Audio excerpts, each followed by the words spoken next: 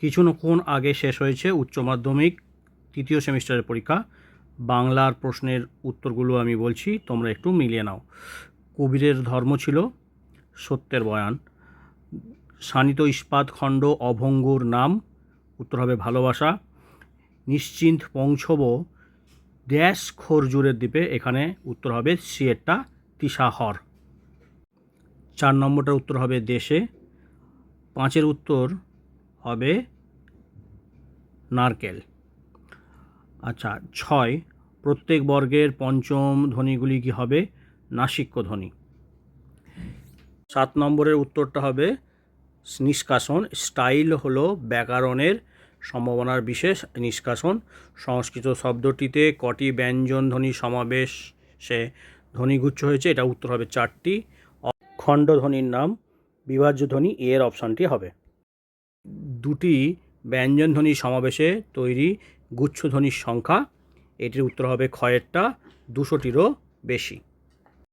11 নম্বর প্রশ্নের উত্তর হবে সিয়েরটা চোখে, অর্থাৎ 4 হাত 4 চোখে। 12 নম্বর প্রশ্নের উত্তর অর্ধ স্বরধ্বনির সংখ্যা 4টি, সি এর উত্তরটা হবে এখানে। 13 প্রশ্নে বলা হয়েছে রবীন্দ্রনাথ হিন্দি গানের সুর নিয়ে মোট কটি ধ্রুপদ রচনা করেছিলেন? উত্তর হবে এরটা 77টি।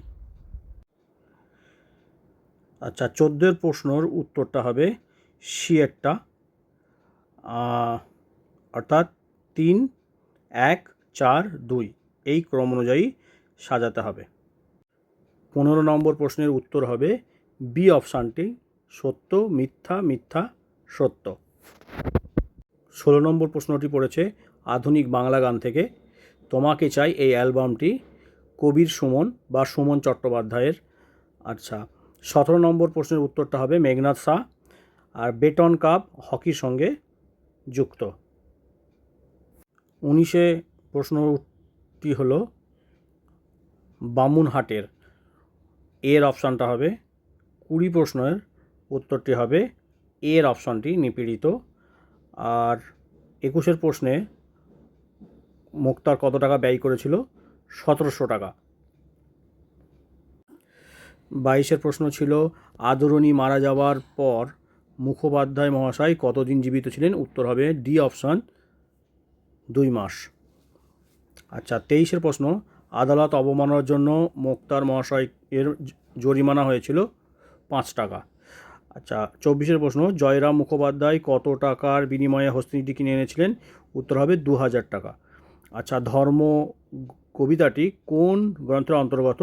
এটা উত্তর হবে অন্ধকার লেখাগুচ্ছ।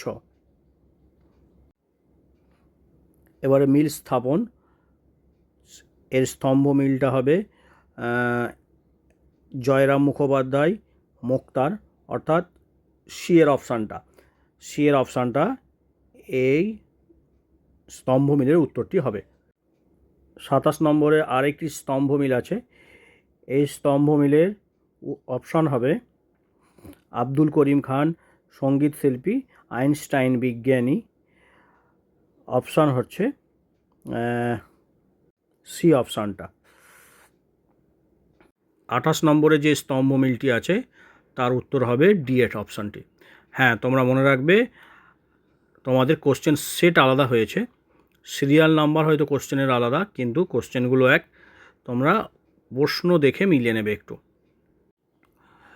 29 নম্বরে বিবৃতি আছে, কারণ আর বিবৃতির। এই কারণ বিবৃতিতে উত্তরটি হবে সিয়েরটা, 2টি ঠিক। অর্থাৎ গ্রামের লোকেরা ভেবেছিল পোর্টরাজ মারিয়ায়ের কুনজরে পড়েছে, এটাও ঠিক। আর গ্রামের মানুষরা মারিয়াইকে গ্রামের বাইরে রেখে আসতে চেয়েছিল, এটাও ঠিক। অর্থাৎ সি এর অপশানটা এখানে সঠিক। দারুণ শব্দের আদি অর্থ আর পরিবর্তিত অর্থ এখানে দেওয়া হয়েছে 35 নম্বরে, এই উত্তরটা হবে সি এর অপশান রূপান্তর। দিগ্বিজয়ের যেতে হবে, এই দিগ্বিজয়ের জন্য সাজিয়ে দিয়েছিলেন কে? উত্তর হবে এরটা দুয়োরানি। আর 37 খরজুরের দ্বীপ আসলে কি? উত্তর হবে ডি, যেখানে কবি পৌঁছাতে চান।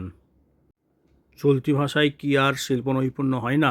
চলতি ভাষা বলতে এখানে বোঝানো হয়েছে সিয়ের অপশানটা মানুষের মুখের প্রচলিত দৈনন্দিন ভাষাকে।